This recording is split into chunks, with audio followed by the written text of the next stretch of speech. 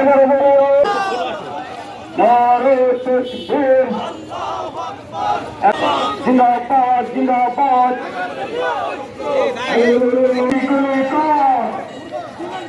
বুকের ভিতরে শহীদদের স্বপ্নকে ভেঙে দিয়ে যাচ্ছে।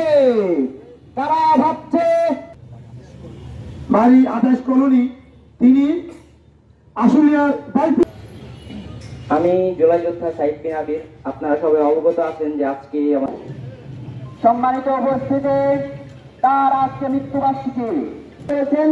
আল্লাহ তাআলা তাদেরকে সুস্থ এবং ধৈর্য ধরার তৌফিক দান করুন।